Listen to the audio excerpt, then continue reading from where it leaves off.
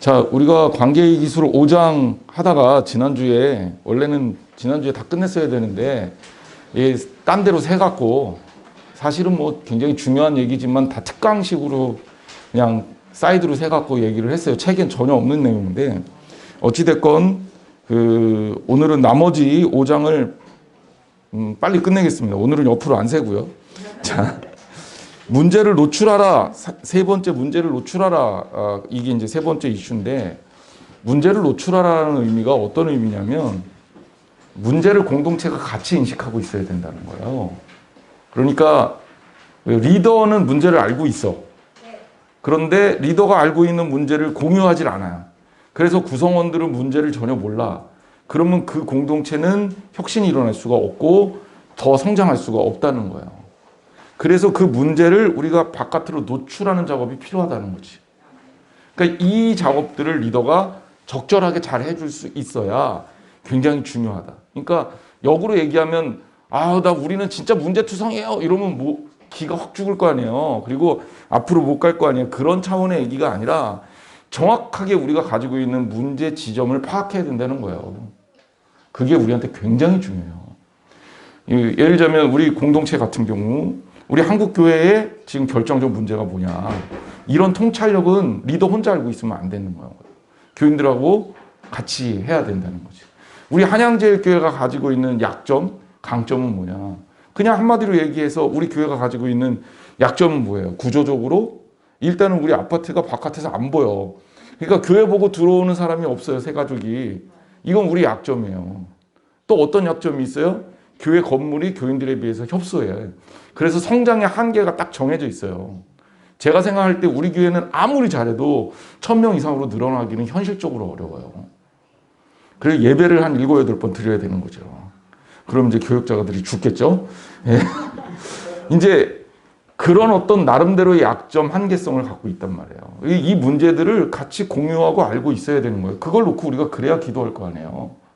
이제 이런 측면의 리더십을 얘기하는 거죠. 그래서 문제를 리더 혼자만 알고 끙끙 앓을 게 아니라 어느 정도는 우리 그 문제점들에 대해서 인식을 하고 있어야 된다.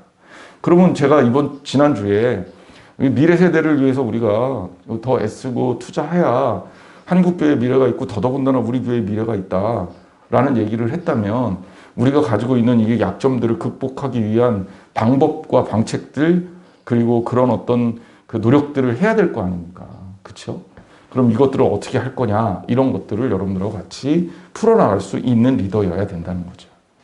저는 아직도 고민하고 있고 계속 논의하고 있어요. 언젠가는 그것들이 이제 여러분들에게 비전으로 주어지리라 생각을 합니다.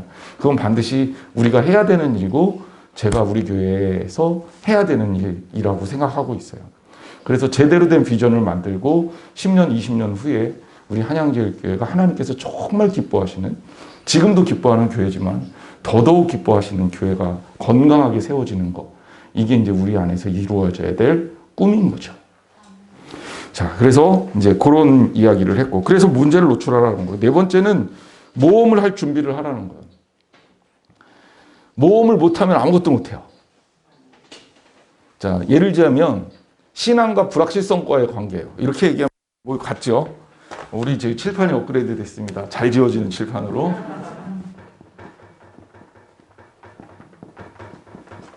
자, 인간은 불확실성이 있으면 불안할 수밖에 없어요. 그죠? 불확실성은 불안을 만들어요. 우리 다 그렇잖아요. 우리는 그래서 뭘 원해요? 이 불안을 거부하고 우리는 이거 싫어. 그러니까 뭘 추구하냐면 확실한 걸 추구하죠. 자, 그런데 우리가 살고 있는 이 세상에서 확실성 이 중요해요. 근데 여러분, 확실한 거를 우리가 다 해나간다. 확실한 것만 하겠다. 그러면 공동체가 어떻게 될까? 어떻게 되냐면 위축돼요. 왜냐하면 특히 믿음의 공동체는 필연적으로 불확실성에 도전할 수밖에 없어요. 왜냐하면 확실성과 불확실성의 이 간극을 메꿔주는 게 뭐냐? 신앙이에요. 신앙은 확실한 거에 필요 없어. 아니 뭐 그거 확실한 건데 거기에 믿음이 필요 있어요? 믿음이 필요 없잖아요. 제가 확실한 거를 여러분들한테 믿음이라고 얘기하면 웃을 거예요. 여러분 생각해 보세요. 이따가 밤 12시 되면 깜깜할 거예요. 믿으세요. 내일은 내일의 해가 뜹니다. 믿으세요. 믿으시면 아멘 하세요. 그러면 여러분 어떻게 할까요? 그런 거를 아멘하고 제가 그거를 소리쳐서 믿으라 그러면 그 진짜 웃기는 거죠. 그럼 우리 누가 그거를 누가 합리적이라고 얘기합니까? 우리가 믿어야 될 거는 뭐냐면 이게 될까? 진짜 그럴까? 라는 불확실성에 뭐가 들어가냐면 이 불확실성에 말씀이 들어가는 거예요. 불확실성 더하기 말씀이 들어가면 이게 어떻게 만들어지냐면 우리 안에 신앙이라는 게 생겨요. 그럼 이 신앙을 통해서 하나님이 일하시는 거예요. 제가 되게 좋아하는 미국에 목사님이 있어요. 랜디 포프라는 목사님이에요. 이 목사님이 이제 목회자들한테 되게 도전을 많이 주는데 이분이 무슨 얘기를 했냐면 나는 불확실한 것만 도전한다. 그러니까 거의 거꾸로 얘기해서 이런 얘기도 해요. 하나님이 아니면 할 수 없는 일만 도전한다. 왜? 그게 믿음으로 할 수 있는 일이기 때문이에요. 내가 잘나서 내가 다 할 수 있는 일이야. 그러면 그거는 뭐예요? 내가 잘나서 된 거잖아요.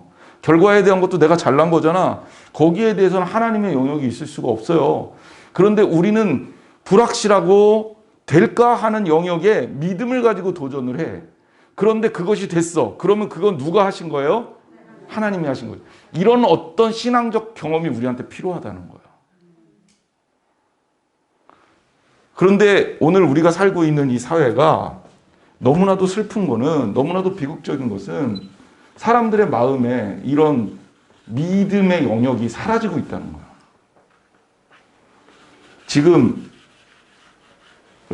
점점 사회가 그렇게 되죠. 왜냐하면 이 믿음의 영역을 신앙 말고 채울 수 있다고 생각하는 것들이 되게 많아졌어요.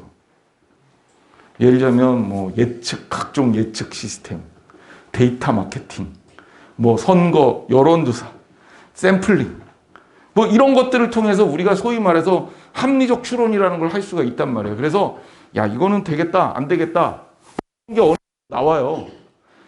지금 선거도 그렇게 가잖아. 옛날에는 내가 선거가 될 거야, 안 될 거야 이런 거 잘 모르고 도전했는데 지금은 어때요? 대부분 다 알아요. 누가 될지 안 될지 뭐 아주 접전지역 아니면 여론조사 돌려보면 비슷하게 나와요. 지금 그런 시대를 살고 있기 때문에 사람들의 마음에 뭐가 없냐면 믿음이 점점 사라지고 있는 시대예요. 그렇지만 하나님의 일은 그렇게 하면 안 되죠. 왜냐하면 다수가 늘 옳은 것도 아니고 확실하다 그래서 그게 좋은 것도 아니에요. 하나님의 일은요, 하나님이 도와주셔서 해야 역사가 일어나는 거거든요. 그러니까 우리가 그 하나님의 영역을 인정해야 되는 거예요. 그래서 우리가 신앙생활을 저는 그런 표현을 쓰는데 거룩하고 아름다운 모험이다. 신앙이라는 거예요. 왜? 우리가 지금 하나님 나라라는 것을 인정하고 죽음에 대해서도 구애받지 않으면서 내가 주 안에서 모든 일을 감당할 수 있어. 내가 죽음 이후에도 하나님 나라 가서 주님과 동행할 거야 라는 믿음을 갖고 살잖아요. 이게 사람들이 봤을 때는 합리적이고 확실한 게 아니에요. 확실한 영역이 아니야. 그렇잖아요. 이게 확실하지가 않아요. 증명된 게 없거든. 우리가 확인할 수 있는 게 없거든. 데이터 돌려서 나오는 게 아니거든요. 구글은 뭐 알고 있다 그러는데 알긴 뭘 알아요. 어떻게 압니까? 모르지. 모른단 말이에요. 하지만 우리는 알아요. 어떻게 알아요? 믿음을 통해서 아는 거예요. 이게 신앙이에요. 그래서 초기에 이 터툴리안이라는 교부가 있었어요. 사람들이 기독교를 막 예수님이 부활하셨다 막 이런 얘기 하니까 예수님이 동정녀 마리아에게서 탄생하셨다 막 이런 얘기 하니까 사람들이 막 비웃었어요. 야, 쟤네들 진짜 말도 안 되는 거 믿고 있네. 저 말이 되는 걸 믿어야지 저게 말이 되냐. 저 바보 같은 인간들 아니야 이러고 막 비난하니까 터툴리안이 뭐라 그랬냐면 야, 니거 그거 말이야 나 그거 불합리하니까 믿는 거야. 말이 안 되니까 믿는 거야. 그래서 그게 믿음인 거야. 이렇게 얘기해요. 우리가 가지고 있는 믿음은요, 확실하기 때문에 믿는 게 아니에요. 불확실하게 믿는 거예요. 그 불확실함에 대한 간극을 하나님께서 메꿔주시는 거거든요. 그래서 세상 사람들이 얘기하는 100%의 확신보다도 더 확실한 확신을 갖고 우리는 사는 거예요. 왜? 믿음은 통계보다 위대하니까. 지금 내가 만든 말인데 되게 멋있는 말입니다. 자, 모험할 준비를 해야 됩니다. 5번째, 더 높은 차원의 비전에 호소하라. 자, 우리가 현실을 분석하고 상황을 파악하고 문제점을 드러내고 그리고 이것을 하는 이유는 뭐냐면 이것을 통해 다음 것들을 준비하기 위해서예요. 제가 아까 이제 우리가 가지고 있는 한계성을 얘기했잖아요. 우리 교회가 가지고 있는 물리적 한계가 있거든요. 하지만 여기에 그러면 매몰돼서 우리는 그냥 이게 끝이야. 우리는 여기서 그냥 이렇게 그냥 우리끼리 행복하게 살다가 늙으면 되지 뭐. 하나님 나라 가면 되지. 이걸로 끝낼 거냐. 그렇게 돼서는 안 되죠. 왜? 하나님 원하시지 않기 때문에. 하나님 원하시는 부분이 있거든. 그럼 우리는 새로운 비전을 세워야 돼요. 그러니까 어떤 비전을 세울 거냐. 근데 우리 교인들과 앞으로 그 비전을 의논하면서 만들어 가야 되겠지만 우리는 선교적 비전을 더 키워야 된다. 그래서 제가 그런 질문을 최근에 받았어요. 목사님은 어떤 교회를 하고 싶으세요? 그래서 제가 그렇게 대답했어요. 저요? 일단 교인들이 행복한 교회요. 2번째는 교인들하고 같이 꿈꿀 수 있는 교회요. 3번째는 그 꿈이 이루어져서 이 땅에 하나님의 뜻이 실현될 수 있는 교회요. 그리고 궁극적으로는 진짜 이런 교회를 통해서 한국 교회를 변화시킬 수 있는 교회요. 이게 내 비전이다 얘기했어요. 우리 교회가 하나님 방법으로 아름답게 세워지는 거야. 그런데 목사가 솔직히 제가 뭐 스타 목사는 아니잖아요. 방송에도 안 나와요. 앞으로도 웬만하면 안 나갈 거예요. 웬만하면이라는 나갈 수도 있다는 얘기예요. 지금 불러주는 사람이 없어서 안 나가고 있는. 돈 내고 일부러 채널 사갖고 나가기는 싫으니까. 그렇게 하긴 싫거든. 그래도 자존심이 있고 가오가 있지. 그게 되겠어요? 그러기는 싫으니까. 저가 누가 불러줘서 그래도 목사님 정말 와서 좋은 말씀 해주세요. 정말 우리한테 도움이 될 것 같아요. 라고 얘기하면 그래요? 나가볼까? 이러고 할 생각은 있어요. 여태까지 제가 그렇게 살았어요. 잘했다는 건 아니고. 그러니까 그렇게 스타 목사가 있어서 그 목사 때문에 다른 교회 다니다가 그 목사가 좋아서 인간적 매력을 느껴서 그래서 모여드는 소위 말해서 그런 교회로 성장하는 그런 거 말고요. 우리 교인들하고 같이 하나님께서 기뻐하시는 아름다운 교회들을 하나하나 밑바닥부터 올려 세워서 그래서 우리 교회가 진짜 건강하고 아름다운 교회가 돼서 사람들이 생각하는 그 교회가 할 수 있는 일보다도 더 놀라운 일들을 감당하는 거예요. 그래서 저 교회는 저렇게도 하는구나. 우리도 저렇게 한번 해보자 라는 그런 모델이 되는 교회. 제가 가지고 있는 목회적 꿈이고 우리 교회를 위한 저 개인의 비전이에요. 이게 아직 그렇게 하겠습니다. 이렇게 합시다라고 여러분들하고 얘기는 안 했어요. 왜냐하면 동의 안 하는 분들도 있을 것 같으니까 어느 정도 신앙적 성숙이 이루어진 다음에 그 다음에 여러분들하고 비전을 나눌 거예요. 근데 저는 솔직히 그런 꿈을 갖고 있어요. 그냥 덩치만 커가는 교회가 아니라 그 교회가 능력 있는 교회가 됐으면 좋겠다. 그래서 이 지역사회하고 같이 성장할 수 있는 모델을 만들고 싶은 거예요. 그런 비전 우리가 가져야 된다. 지금 이 수준을 넘어서는 비전. 리더는 그게 필요한 거예요. 여러분들이 속장이잖아요. 속장님들이 가지고 있는 비전이 있어야 돼요. 제가 연초에 늘 속장님들한테 속회별로 목표를 좀 세우세요. 근데 물론 그 목표가 구체적인 목표일 수도 있어요. 성경을 많이 읽자. 우리가 한 사람씩 전도하자. 그런데 그것보다 더 커다란 비전, 궁극적 비전을 아름다운 공동체를 위해서 세우는 노력들이 필요한 겁니다. 그래서 제가 여러분들하고 이렇게 시간을 보내는 거예요. 그냥 해라 그러면 어떻게 해요? 이렇게 되니까. 그래서 그것들을 만들어가는 과정인 거죠. 6번째는 멈춰야 할 때를 안다. 리더한테 이게 되게 중요한 것 같아요. 저도 이제 나름 이제 리더의 자리에 오랫동안 있다 보니까 제일 어려운 게 이거예요. 하다가 멈춰야 될 때.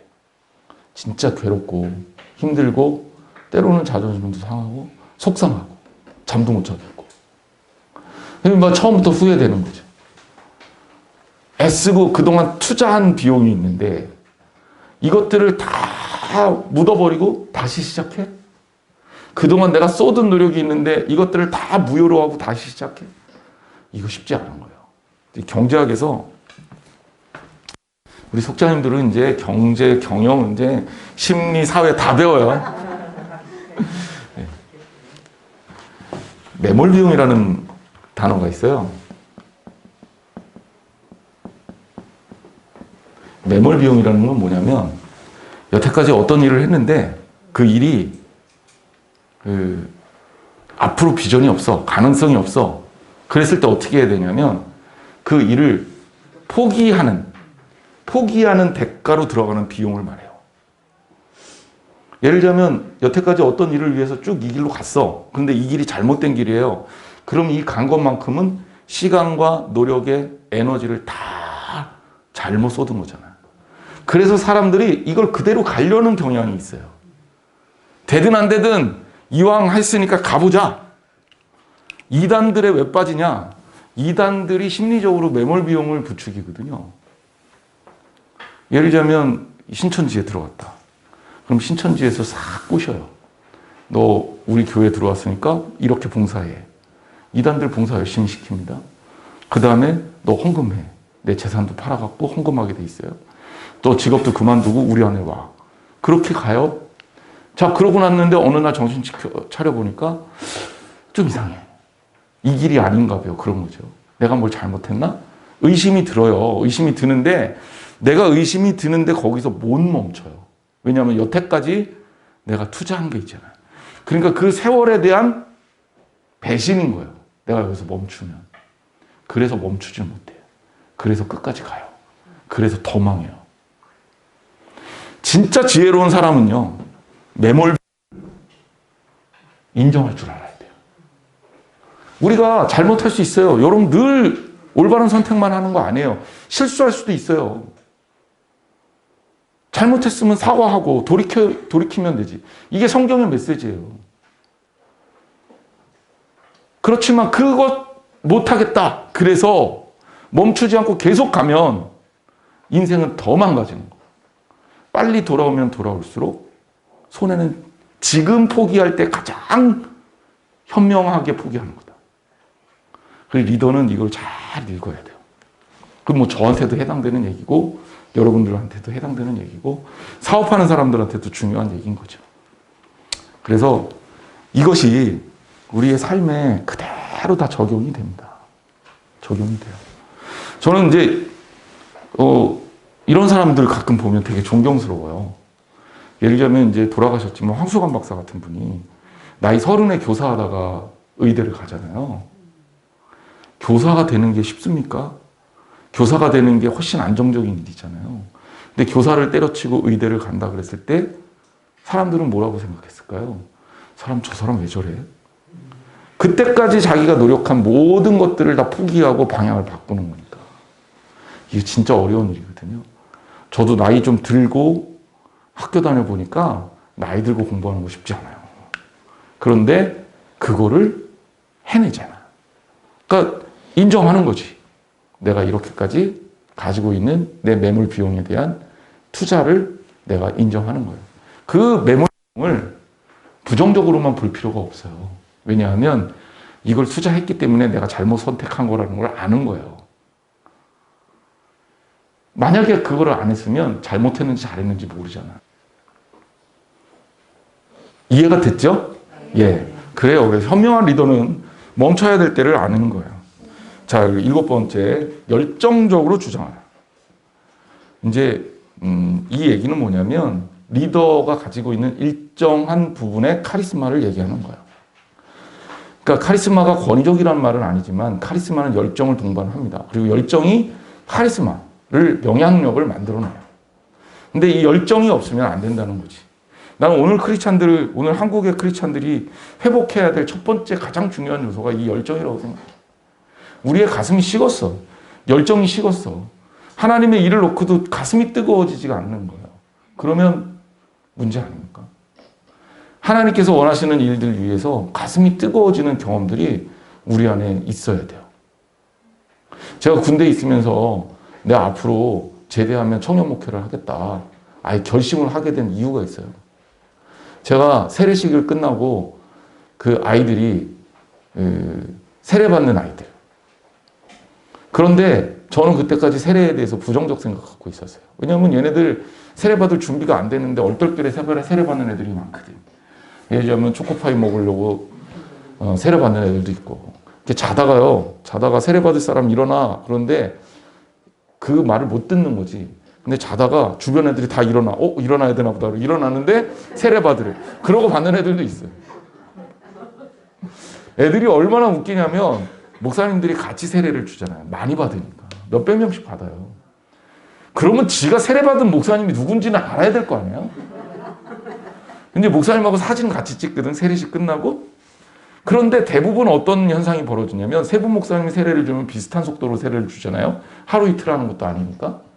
그러면 인원이 비슷해야 되잖아요. 첫 번째 목사님 사진 찍을 때가 애들이 제일 많아.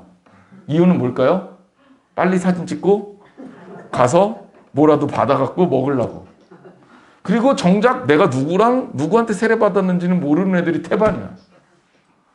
야, 그러니 내가 세례식을 처음 가보고 이게 세례야? 막 이런 생각을 했던 거죠. 근데 그 자리에서 세례받은 애들은 불교나 천주교 잘 안 가요. 그리고 얘네들은 고민 있으면 교회에 올 가능성이 올라가요. 내가 이건 세례는 아니야 라고 생각했던 게 얼마나 바보 같은 생각인지 후회했어요. 왜냐하면 세례는 내가 주는 게 아니잖아요. 세례 받는 아이들 마음도 중요하지만 여기서 세례를 받을 수 있게 하시는 하나님의 의지가 중요한 거거든요. 그러면 내가 이걸 함부로 하면 안 되겠다. 그리고 이제 어느 날은 아이들이 이제 그 법당하고 그 성당은 차를 타고 가야 돼요. 그런데 신교대에서 아이들이 법당하고 성당에 우르르 몰려서 많이 가면 제가 너무 죄책감을 느꼈어요. 내가 뭐 잘못했나? 인격 지도를 좀 대충 했나? 왜 이렇게 많이 가지? 물론 나중에 밝혀진 거는 법당에서 백숙해준다 그래서 갔다. 나도 교회에서 오리백숙이라도 해줄 걸 막 별 생각이 다 들어요. 그런데 저는 거기서 뭘 느꼈냐면 그 청년들을 만날 수 있는 자리가 그렇게 많지 않다. 제가 기쓰고 학교 가는 이유도 예수 안 믿는 애들을 강제적으로 2시간 동안 앉혀놓고 일주일에 한 번씩 가르칠 수 있는 기회가 어디 있겠어요. 학교 나가니까 되는 거지. 그래서 가둬놓고 고문하는 거죠. 너희들 예수님 얘기 들어. 학점 따려면 예수님이 우리를 구원했다고 그거 배워. 그리고 걔네들이 더 세게 배워요. 그럴 수밖에 없잖아요. 한 학기 내내 학문으로 배우는 건데. 예수 안 믿어도 강제로 배우는 거야. 아브라함이 어떻고 이삭이 어떻고. 그러면서 그들 마음에 그래도 신앙이라는 게 들어가고. 아이들한테 나중에 설문조사하면 아이들이 그래요. 교수님 수업을 듣고 제가 그래도 교회를 가고 싶은 마음이 생겼습니다. 그럼 너무 감사한 거죠. 그런 아이가 한 명만 있어도. 근데 그런 아이들을 어디 가서 만나는 거예요. 제가 그래서 군대에 있을 때 청년 목회 생각하고 한국교회 상황 볼 때마다 더 속상한 거죠. 부모님은 교회 다니는 애들이 너무 많은데 본인들은 안 다닌다는 거예요. 그런 마음을 가지면서 가슴이 막 뜨거워져서 제가 오늘 이 자리까지 이렇게 흘러오게 됐다. 근데 우리 교인들한테 그런 열정이 있어야 되는 거죠. 그런 열정이 생겼으면 좋겠어요. 아파트에 이사 오는 분들 보면 우리 교회 왔으면 좋겠다. 이런 마음들 좀 생겨야 되잖아요. 우리 속해 와야 되겠다. 그러면 열정이 있으면 뭐든 해요. 뭐든. 근데 그 열정이 식어가면요. 냉소적. 야, 나도 교회 가기 싫은데 그냥 나는 어차피 다니는 거 그냥 나 다닐 테니까 넌 네 마음대로 해라. 이렇게 되면 안 된다. 여러분 그 마음에 열정을 잃지 말아야 될 줄 믿습니다. 자, 5장은 이렇게 정리하고요. 자, 우체국가 마지막이고 마지막은 쓰임받는 그릇.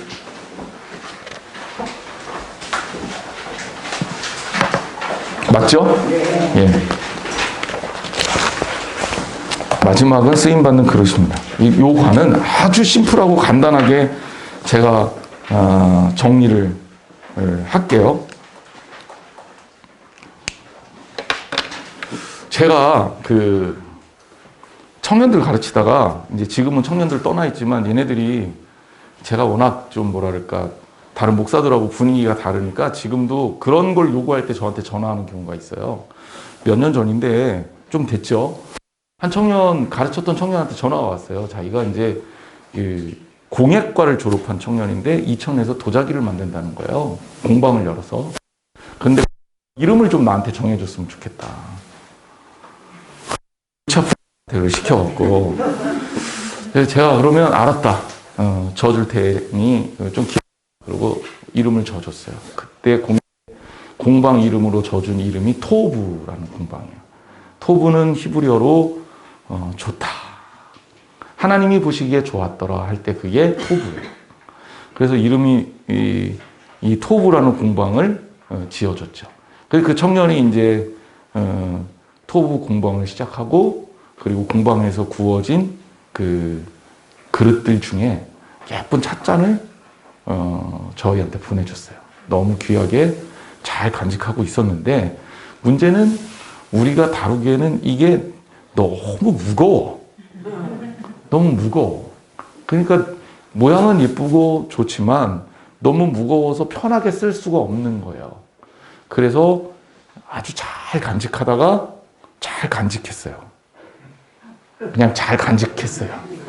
그러다가 이사 오면서 정리했어요. 그 청년은 나한테 좋은 그릇을 보내줬지만 한편으로는 잘 안 쓰게 되더라. 그러면서 저는 오늘 본문 말씀을 조금 생각해 보게 됐어요. 오늘 본문 말씀은 뭐냐면 그릇이 있다는 거지. 큰 집에는 금그릇도 있고 은그릇도 있고 나무 그릇도 있고 질그릇도 있고 귀하게 쓰는 그릇도 있고 천하게 쓰는 그릇도 있다. 이게 이제 결국 이 큰 그릇에는 큰 집에는 그릇이 너무 많다. 그런데 이 그릇은 귀하게 쓸 수도 있고 천하게 쓸 수도 있고 또 심지어 재질도 여러 가지가 있다. 그러니까 우리를 가르쳐서 말한 거예요. 성도들이 뭐 소위 뭐 부자도 있고 가난한 사람도 있고 여자도 있고 남자도 있고 연세 드신 분들도 있고 어린 사람들도 있고 성격이 좀 급한 사람도 있고 느긋한 사람도 있고 날씬한 사람도 있고 뚱뚱한 사람도 있고 그치요? 이게 그릇의 종류예요. 그런데 중요한 게 뭐냐? 쓰임 받을 수 있느냐? 이게 제일 중요하다는 거죠. 제일 중요하다. 너무 귀해도 못 써요. 여러분 집에 고려청자가 있어요. 시가가 10억이에요. 오늘 물 마셔야 되는데 그릇이 없네. 그 고려청자에다가 물 받아서 마실 수 있을까요? 그렇죠. 예, 못 먹죠. 당연히 못 먹지. 근데 그 그릇이 정말 그릇으로서의 역할을 잘 감당하는 걸까요? 아니란 말이에요. 하나님이 원하는 거는 쓰임 받는 거지. 보고 관상용으로 두라는 얘기가 아니거든. 그래서 오늘 이 본문에서 말하고 있는 건 뭐냐면 그러면 쓰임받을 수 있는 그릇이 돼야 된다. 그럼 쓰임받을 수 있는 그릇이 되려면 어떻게 해야 되느냐라는 얘기를 디모데후서 2장 21절에서 하는 거예요. 그 첫 번째가 뭐냐? 깨끗한 그릇이 되는 게 중요하다. 그 들어오면 쓸 수 있어요? 없어요? 못 쓰죠. 더러운 그릇을 어떻게 씁니까? 더러운 그릇은 씻어야 쓰는 거예요. 근데 내 손이 가는 그릇은 지금 깨끗한 그릇일 때 쓰일 수 있는 거죠. 그래서 디모데후서 2장 21절에 보면 누구든지 이런 것에서 자기를 깨끗하게 하면 귀히 쓰는 그릇이 돼요. 이렇게 돼 있어요. 그러니까 여러분 하나님께 쓰임 받고 싶으면 깨끗해져야 되는 거지. 우리가 준비해야 된다는 거예요. 그럼 성도가 깨끗해진다는 말은 뭘까요? 그렇죠. 때문에 우리가 오염돼 있으면 안 된다는 거예요. 나쁜 생각, 안 좋은 생각, 하나님이 기뻐하지 않는 생각, 마음속에 불만, 뭐 이런 것만 가득 차 있어. 하나님은 안 쓰셔요. 왜? 그런 사람 쓰면 씀을 통해서 하나님의 역사가 일어나는 게 아니라 불평과 불만의 왕국이 일어나거든. 오히려 공동체를 해치거든요. 하나님이 기뻐하시는 사람이 돼야 돼요. 그래갖고 쓰임 받으려면 깨끗해야 된다. 두 번째는 비워야 된다. 제가 늘 얘기하지만 그릇인데 채워져 있으면 그러면 그 그릇에 뭐 담아낼 수가 없어요. 그러니까 나를 비워야 된다. 고린도후서 4장 7절에 보면 우리가 이 보배를 질그릇에 가졌다 이렇게 표현해요. 보배는 예수님이거든요. 예수님이 우리 안에 있을 때 우리가 쓰임 받을 수 있는 거예요. 그런데 우리가 많은 사람들이 내 것 잔뜩 채워놓고 거기에다가 예수님을 담으려고 그러면 담겨집니까? 안 담겨지는 거예요. 그래서 비워진 그릇이라는 거예요. 여기 깨끗한 그릇이라는 다른 의미도, 중의적인 의미도 그냥 청결한 그릇이라는 그 의미만 있는 게 아니라 비워서 안에 내용물이 없어진 그릇이라는 의미도 중의적으로 또 있다. 그리고 우리가 알아야 되는 건 뭐냐면 이 비워진 그릇에 무엇을 담느냐에 따라서 그릇의 이름이 바뀌어요. 거기에 오줌 담으면 요강이에요. 그죠? 거기에다가 꽃을 담으면 꽃병이에요. 거기에다 밥을 담으면 뭐예요? 밥그릇. 국 담으면 국그릇. 똥 담으면 똥통이 되는 거지. 여러분 과연 뭘 담고 있습니까? 이렇게 물어볼 수밖에 없는 거지. 세 번째는 쓰여질 준비가 되어 있는 목적성에 맞아야 된다. 로마서 9장 21절에 보면 토기장이가 진흙 한 덩어리로 하나는 귀 있을 그릇을 하나는 천이 있을 그릇을 만들 권한이 없느냐라는 거죠. 그 무슨 얘기냐면 하나님이 그릇을 만들어. 근데 이 그릇으로 귀 있을 그릇, 천이 있을 그릇을 만드는 권한을, 그 주권을 가지고 있다는 거예요. 근데 저는 여기 귀 쓰다, 천이 쓰다 이게 중요한 게 아니라 하나님의 주권에 쓰임받는 도구라는 표현이 중요하다는 거예요. 이 얘기는 하나님이 원하시는 목적대로 쓰여질 때 가치 있는 거예요. 하나님이 필요한 대로 쓰시도록 준비가 되어 있어야 쓰임받는 거예요. 여러분, 물 담으려고 그러면 컵을 찾죠. 그렇죠? 물 담아서 마시려고 그러는데 컵을 찾는데 컵이 없으면 몰라도 저기 있는 냉면 그릇에다 물 담아서 벌컥벌컥 마시는 일은 거의 일어나지 않잖아요. 왜? 그릇의 목적하고 쓰임새하고 안 맞는단 말이에요. 그러니까 여러분들은 하나님께서 어떻게 쓰실지 그 하나님의 주권과 목적에 맞는 그릇으로 준비가 되어 있어야 한다라는 겁니다. 결론. 이 속해공부의 결론은 우리가 깨달아야 될 것 가장 중요한 포인트를 알려주고 있는데 우리가 사람이 쓰임받는 가장 중요한 포인트는 하나님께 주권이 있다는 거예요. 이걸 잊으면 절대 안 됩니다. 그리고 우리는 하나님께 쓰임받을 수 있는 준비가 되어 있어야 된다는 거죠. 그리고 어떻게 쓰임받든지 어떤 재질로 돼 있든지 내가 잘났든지 못났든지 그게 중요한 게 아니라 하나님이 우리를 쓰신다는 게 중요한 거예요. 그게 가장 중요한 이 그릇이 가지고 있는 의미입니다. 제가 이제 가끔 그런 생각을 해요. 음식 중에는 마늘이 그렇게 몸에 좋대요. 근데 산삼을 얘기하면서 마늘이 몸에 좋다라고 얘기하는 사람이 그런 얘기 하더라고. 아마 마늘이 산삼처럼 귀했으면 엄청 비쌌을 거라고. 다 금덩어리인데 가끔가다 돌이 있으면 그 돌은 금보다 비쌀 거예요. 당연하지 않겠어요? 금이 갖고 있는 가치는 희소성이 있어요. 가끔 사람들이 그릇이 뭘로 돼 있느냐 이거 가지고 스트레스를 받아. 우리 관심사잖아요. 네? 우리가 가지고 있는 능력, 우리가 가지고 있는 외관, 우리가 가지고 있는 세상적 기준. 그런데 하나님은 거기에는 별 관심이 없는 것 같아요. 소위 말해서 큰 집에는 금그릇도 있고 은그릇도 있고 사기그릇도 있고 나무그릇도 있는 거예요. 녹그릇도 있는 거지. 그런데 그 그릇의 가치는 하나님 기준에서는 쓰임받는 데 있는 거예요. 그게 뭘로 돼 있냐 이것보다는. 근데 사람들의 가치는 그게 뭘로 돼 있냐에 관심이 너무 많아요. 우리도 관심을 놓치면 안 돼요. 우리도 헷갈리면 안 돼요. 내가 어떤 무엇으로 돼 있느냐 이게 좀 중요한 게 아니라 나를 하나님의 목적에 따라 하나님께 쓰임받는 게 중요하다.